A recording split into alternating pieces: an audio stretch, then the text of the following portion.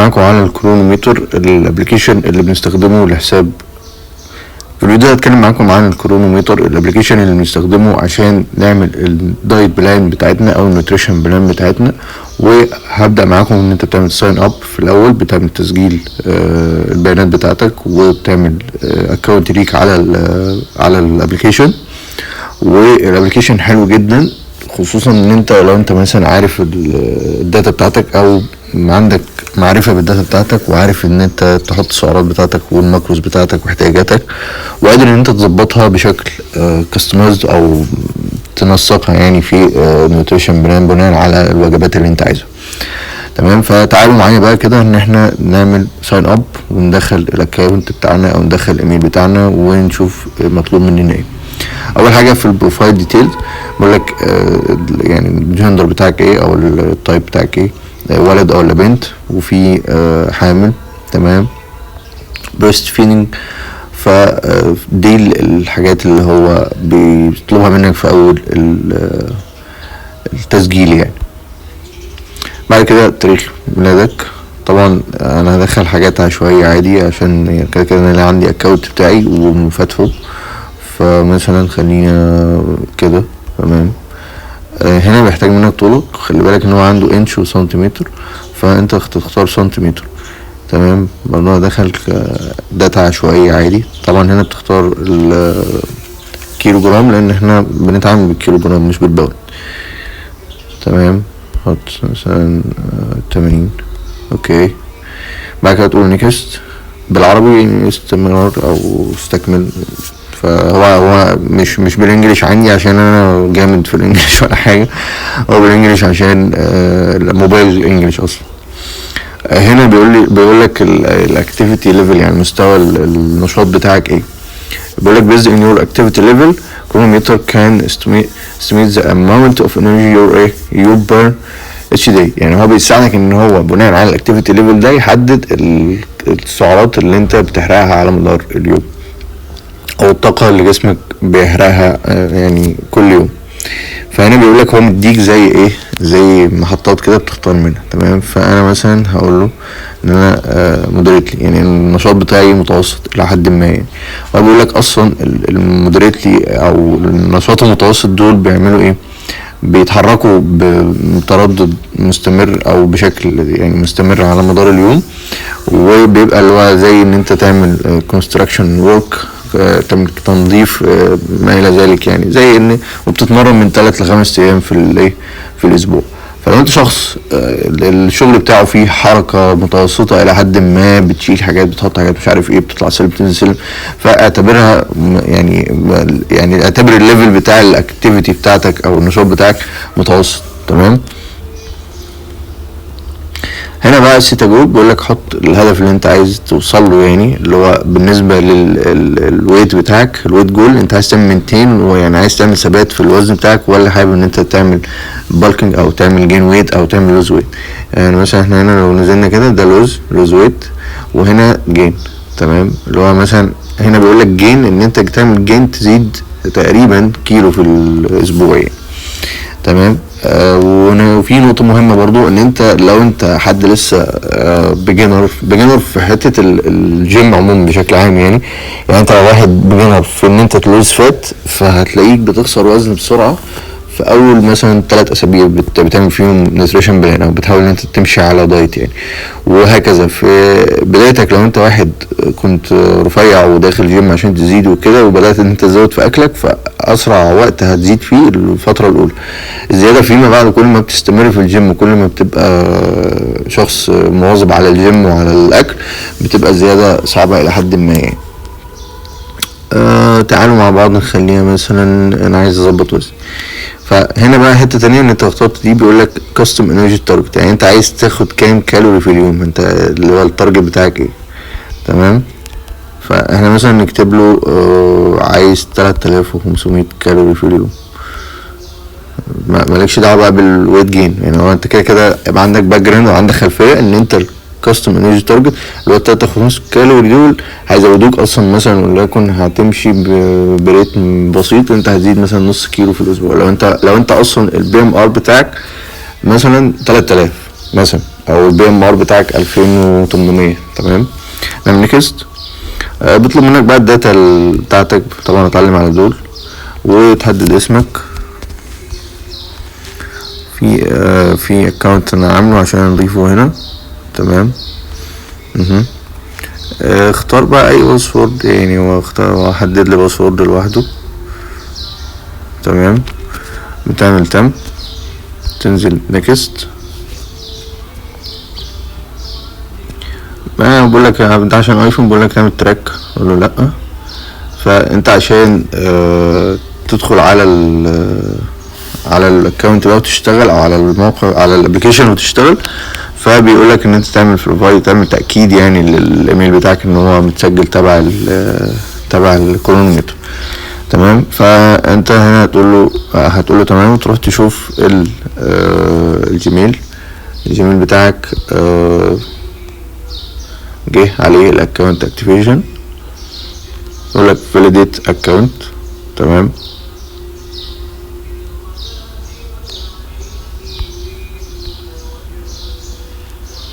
هيعمل لك تأكيد.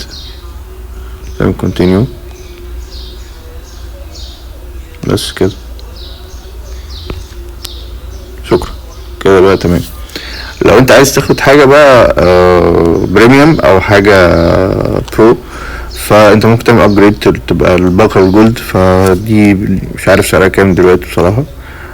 حاجة بسيطة يعني، سواء يعني بصراحة ابلكيشن قوي جدا، في فيتشرز قوية جدا او مميزات قوية جدا.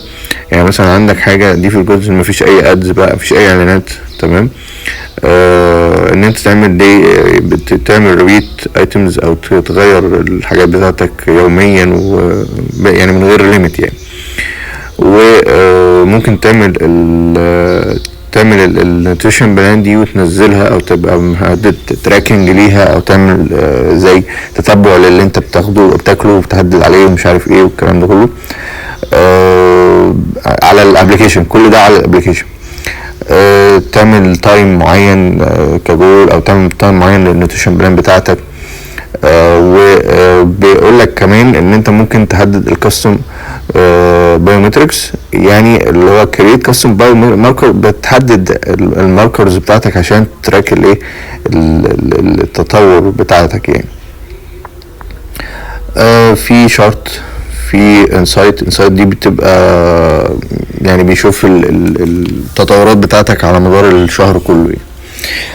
بيبقى فيه الاوبشن بتاع الفيتشر اللي هو بيديك اتاحه لوجبات اكتر، وممكن تحدد انت ان انت تضيف له مغذيات معينه، او تقول له على وجبه معينه بكميات معينه، وهو يقول لك الكالوريز بتاعتها والماكروز بتاعتها، ويوضحها لك بشكل سليم يعني. ومن اكتر الابلكيشنز اصلا اللي ثقه بصراحه يعني. بس هي المشكله الوحيده، انا مش عارف هو هنا باللانجوج باللغه يعني ينفع يقلبها عربي ولا لا، بس اعتقد لا يعني.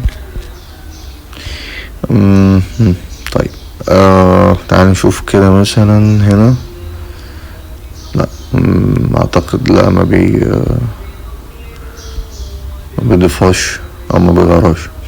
طيب، كان في حد سألني، انا كنت منزل فيديو اصلا على اليوتيوب قبل كده عن ازاي تحسب سعراتك وتظبط النيوتريشن بتاعتك على الابلكيشن، بس على الويب سايت نفسه بتاع الكرونومتر، مش على الابلكيشن. هو حتى يعني شوف، لما انا اديته الداتا هو قال لي ان انا عندي البادي ماس اندكس 26 والبادي فات 28. تمام، وطبعا بناء على التاريخ الميلادي اللي انت هتدخله، فهو يعرف الايدج بتاعك، يعرف العمر يعني. فاحنا مثلا ممكن نغير الداتا دي بعد كده. انت عايز تعدل الداتا دي، يعني انت مثلا خلاص انت دخلت الداتا دي وعملت نيوتريشن بلان. تعالوا نعمل اد فود. اختار مثلا ايج. الوحش بس في الابلكيشن ان هو كله بالانجلش، فانت هتختار الايج او هتختار الاكل بناء على اللي انت هتاكله يعني. الايج البيض هنا كوك. تمام، فانا هختار مثلا 200 جرام. اوكي، وحاول ان انت تحدد الحته دي، لان هو بيحدد لو قالك الكميه هنا، اللي هو انت محدد لك مثلا الاكسترا لارج وجامبو لارج، مش عارف انون سايز ده تقريبا 50 جرام يعني، فخليها جرام وخلاص. تعمل اد، وتختار بعد كده مثلا نقول توست توست ابيض، خلينا في اللي هو العادي 100 جرام. اوكي هنا اد فود برضو ممكن نضيف بينا باتر.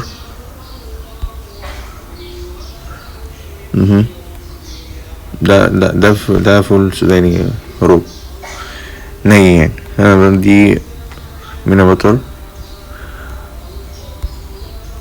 نختار 50 جرام. ممكن هاكل موز، صور 200 جرام تحت. تمام انت بتضيف الاكل اللي انت عايزه. تمام وانا بقول لك ده ان ايه كاتيجورايزد، يعني مش مترتبه ان هي بريكفاست، يعني مش فطار وغدا وعشاء ولا سناك. ده انا ده كده لو عملت اد انا على طول من هنا. انت مش ملزم بدول، يعني انت مش ملزم تلتزم باللي هي بريكفاست والحاجات دي، انت ممكن تشيلها اصلا، يعني انت ممكن تريح دماغك وتشيلها. تمام بس في الجولد تقريبا مش هنا. اعتقد لو احنا عملنا يمين كده ممكن تشيلها. لا شمال كده بيعمل لك حاجة اسمها اد جروب تايم ستامب، والكوبي يستدار جروب وإيديت جروب، يعني تغير تضيف الحاجات اللي انت عايز تضيفها وكده. تمام خلينا في اللي احنا عايزينه. طبعا الحاجات الايتمز او العناصر اللي انا حددتها دي، هو قال لي بقى ان الوجبه دي اللي هو 200 جرام بيض مسلوق. تعالوا نشوف بقى حاجه بس عشان اتاكد منها.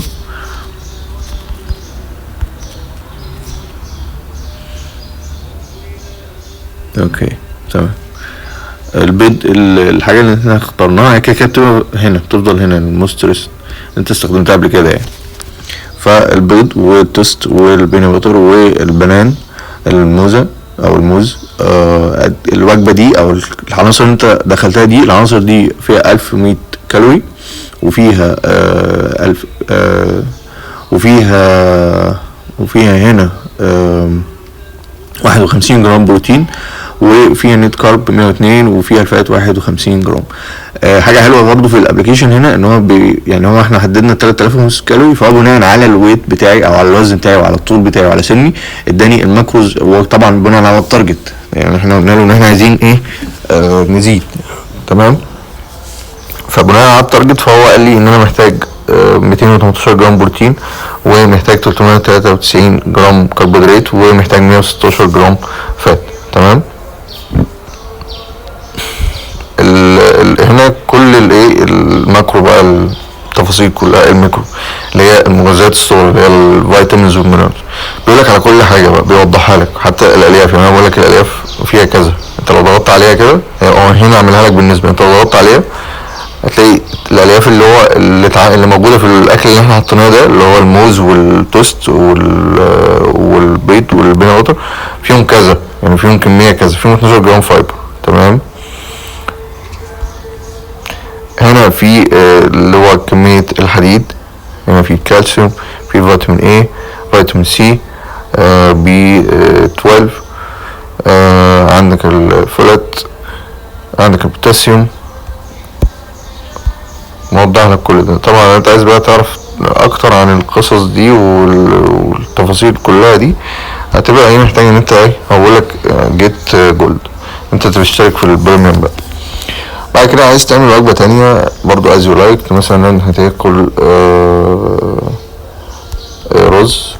تمام فهنا بيقولك رز ابيض الحبة طويلة، وطبعا مطبوخ، رز بني حبة طويلة، او رايس كيك او حاجة تانية غير الرز المطبوخ يعني. تمام او الرز العادي بتاعي، فانا اختار رز ابيض عادي.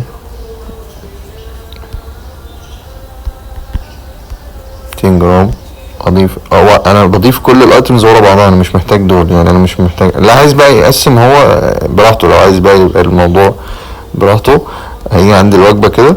تمام السهم ده عشان يبين الحاجات اللي هو ضافها، فهو يختار كده واد. طبعا ممكن تضيف التمارين بتاعتك برضه، دي فيتشر لذيذة فيه. ممكن تختار التمارين، تقول له جيم، وتحدد التمارين اللي انت هتعملها لو هي لو متوافقة مع تمارينك وموجودة هنا يعني. تمام. وتحدد الافورت ليفل بتاعك والمدة اللي انت هتتمرنها، وليكن 60 دقيقة مثلا، فبقول لك انت هتحرق فيها كذا. تمام.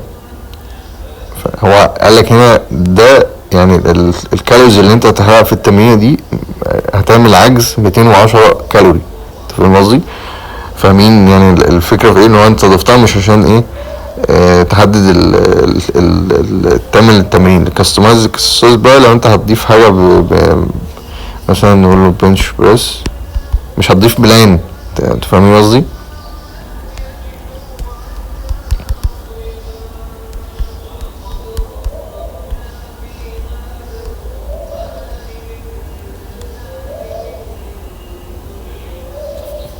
لو التمرين بتاعت البنش قعدت 15 دقيقة، فبقول لك هتحرق 75 كالوري.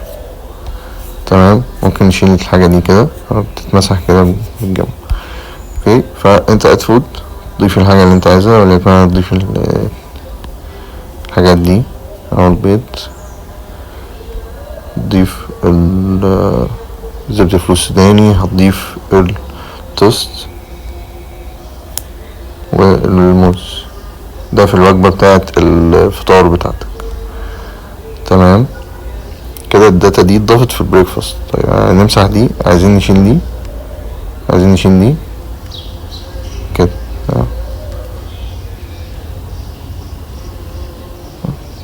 اوكي كده اتمسح.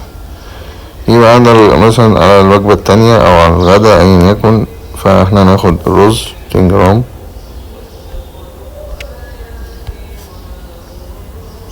بيمسح الحاجة بس الايتم. فهنضيف 200 جرام رز، هنضيف صدور فراخ،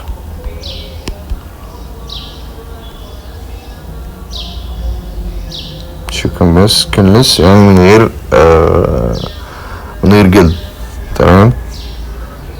هختار مثلا 250 جرام. دي كلها يعني ده اكزامبل، انا برتجل معاكم اللي هو الحاجة بقول لك كاكزامبل يعني، كمثال يعني. مثلا هاخد كوسة اهو. تمام. بس في دي رو، دي نية، دي بقى اللي هي مسلوقة او مطبوخة ايه فريش يعني، فريش وطبعا مطبوخة ولسه فريش. لو انت مش عارف اسم اكل معين عايز تضيفه، ممكن تعمل حاجة بسيطة جدا، تفتح جوجل تقول له مثلا فراولة بالانجلش، بطيخ، اي يكن الحاجة اللي انت تستضيفها يعني. مثلا تاخد سناك، مثلا تاخد مثلا 200 جرام بطيخ. تمام. اهو جاب لي البطيخ اهو ني، ده اللي هو بطيخ ني متقطع يعني. هاخد مثلا 250 جرام. في بطيخ عصير. ومثلا انا هضيف، انا بحب مثلا وليكن بحب الفراولة اهو، وجبالي.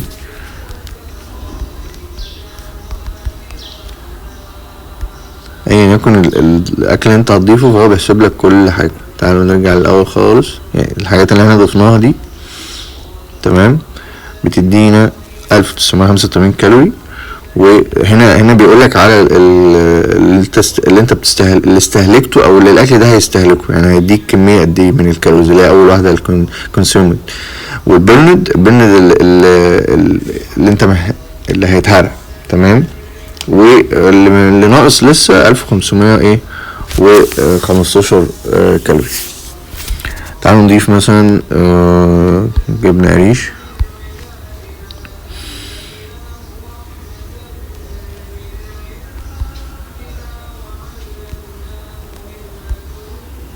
نضيف معاها مثلا خيار،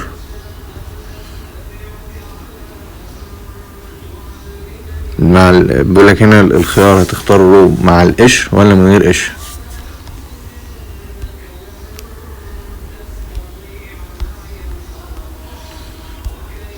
حط مثلا توماتو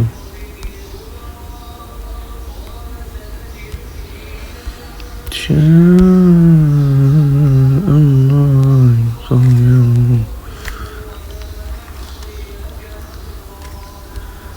اختار مثلا فلفل، ده فلفل اخضر ولا احمر ولا اصفر، فاخضر.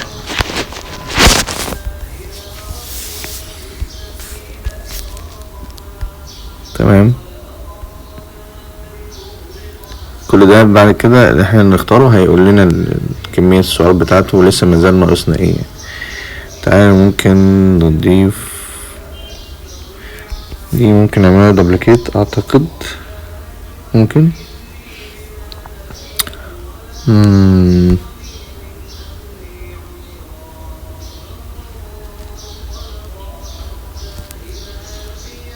ماشي. انا هحاول، انا في حاجات بستكشفها معاكم لان انا دايما بشتغل على على اللابتوب، مش بشتغل على اللي هنا.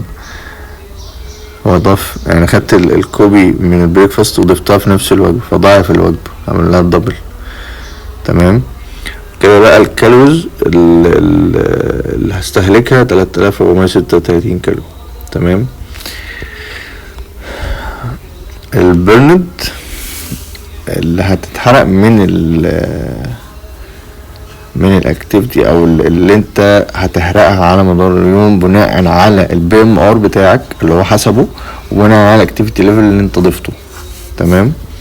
فده الرقم اللي هو بيقول لك عليه، بيوضحه لك يعني ده تقريبا، ده تقدر تقول ان ده البيزك ميتابوليك ريت بتاعك اللي هو الاساسي زائد الاكتيفيتي ليفل اللي هو الرقم ده. تمام. تعالوا نشوف بقيه الداتا. هنا بقى ادانا ادانا البروتين، وادانا الكربوهيدرات، وادانا الدهون الفاتس اللي احنا ضفناها في الاكل او اللي موجوده من ضمن الاكل. طيب هو هنا في ارقام متفاوته، وانا مثلا شخصيا مش حابب ان انا اكل كميه الفاتس دي كلها. الفات ما فيهاش مشكله يا جماعه طالما فات صحيه، مش فات اللي هي الترانس فات اللي هي الدهون المتحوله، تبقى من المعجنات، من الحاجات اللي هي الحاجات المقليه، الوجبات السريعه المقليه والكلام ده، فاغلبها بتبقى دهون وحشه متحوله فبتاثر على الجسم. يعني الدهون الصحيه زي مثلا زيت الزيتون، زي اللي في الفول السوداني، زي اللي في زبده الفول السوداني، زي اللي في المكسرات عموما، دي دهون صحيه والجسم محتاجها بشكل مهم كبير يعني جدا. انت كده بتعمل ايه؟ بتشوف الوجبات بتاعتك وتظبط سعراتك وتظبط اكلك، وتقدر انت تعمل اديت لاي حاجه في الحاجات دي. يعني انت مثلا عايز تقلل الكميه دي، ممكن تدخل تكتب هنا عادي، هتلاقي اوتوماتيكلي بيغير في عدد السعرات، وبيغير في المكروز، وبيغير في كل الميكروز اللي هي المغذيات الكبرى والصغرى يعني. بس وهنا بيقولك انت وصلت للتارجت بتاعك مثلا بنسبة 96% بناء على الداتا اللي انت ضفتها له يعني. اعتقد في الجولد انت تنزل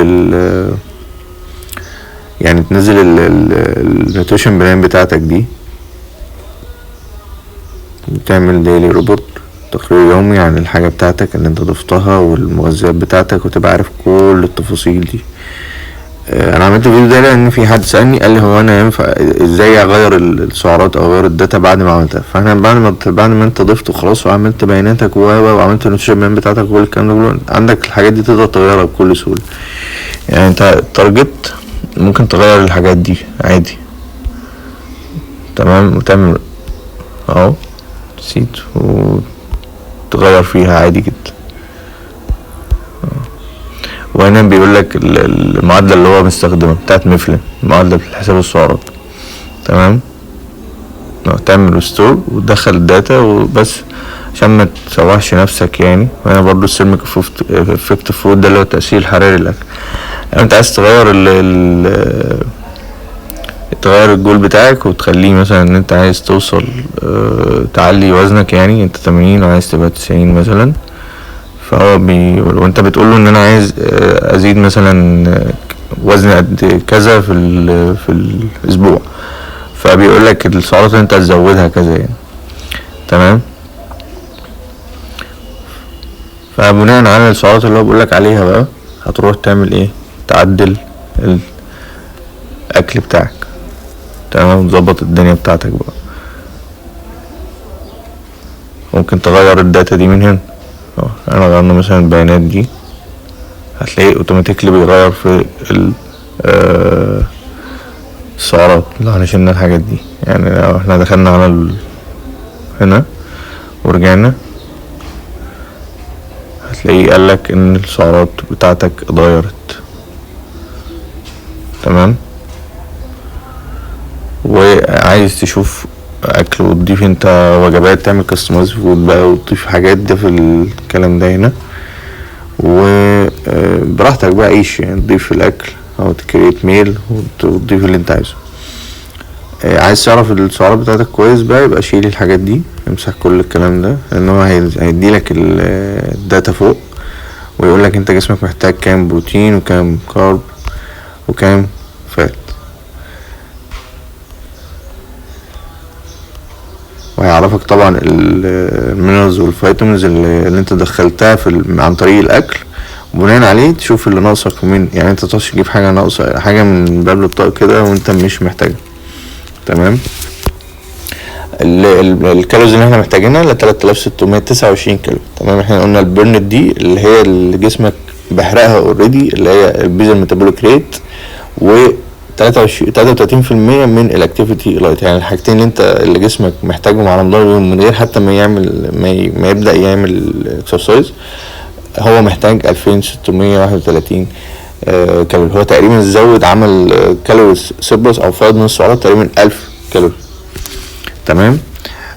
حاجه بقى اخيره، لو انت شخص حابب ان انت تتعلم ازاي تعمل نيوتريشن بلان، وازاي تبقى عارف ازاي تعمل كاستمايزد بروجرام او نظام غذائي، فانا بقولك ان في فرصه متاحه، والفرصه دي ان انت تتعلم اساسيات واساسات التغذيه، وتتعلم كل انواع الدايت المختلفه زي الكيتو دايت والبي ام اف دايت والكارب سايكل دايت.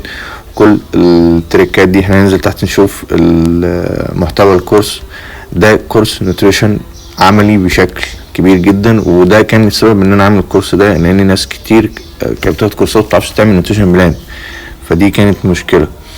فدي ده المحتوى بتاع الكورس زي ما انتم شايفين كده. ببدأ معاك من الاساسيات والمصطلحات المهمة والعمليات الاساسية في التغذية، عناصر الغذاء ومعادلات، اكتر من طريقة تحسب بها السعرات، واكتر من تول، ونطبق عملي براكتيكال اللي هو قدام عينك، بنعمل 1 2 3 زي ما انا بعمل معاك في الفيديو ده بالظبط. وتعمل ايه وتتراك الموضوع ازاي، تتبع التطور بتاعك ازاي، وعندك النظام الغذائي وتصميم الانظمه الغذائيه واشهر الانظمه الغذائيه، وازاي تعمل كلين بالك، ازاي تعمل كارب سايكل او سايكلينج دايت، او تعمل دايت البروتين، او تعمل كيتو دايت، وازاي لو انت اوريدي حد بقى هتاخد الموضوع كشغل ازاي تعمل تراكنج للمتابعات، او تبدا تراك المتابعه بتاعتك، او تراك الشخص اللي انت يعني ايه تراك، يعني تتبع التطور بتاعه. وده جزء مخصص للهرمونات المهمه اصلا، او ليها دور في البي ام ار، او ليها دور في معدل الحرق بتاعنا. وفي ملفات PDF موجودة مع الكورس، زي كتاب اسمه Nutrition from A to Z. الكتاب ده خبرة تقريبا 10 سنين، في كمية معلومات رهيبة جدا يعني.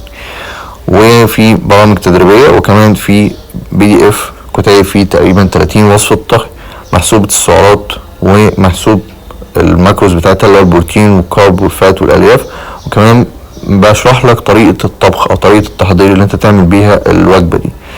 ودي فيدباكس، وانا هسيب لك اللينك في الديسكريبشن بتاع الفيديو. ودي فيدباكس من الناس اللي خدت الكورس ده. الحمد لله بفضل الله يعني الكورس معدي اكتر من 200 طالب، والناس دي فيها ناس واخدة كورسات زي ASSA وغيره، وناس اصلا فيها ناس دارسة، وفيها ناس شغالة في جيم، وفيها ناس شغالة اونلاين، ولكن حبت ان هي تطور من نفسها. ودي بعض النتائج اللي اتعملت بالكورس ورأي الطلبة يعني. مش عارف انت مستني ايه؟ لو انت حابب ان انت تتعلم نيوتريشن بلان ستيب باي ستيب، او تعمل كاستمايز نيوتريشن بلان ستيب باي ستيب، او خطوه بخطوه، ابعت لي وليك اوفر، وقول ان انت جاي عن طريق الفيديو بتاع كرونومتر.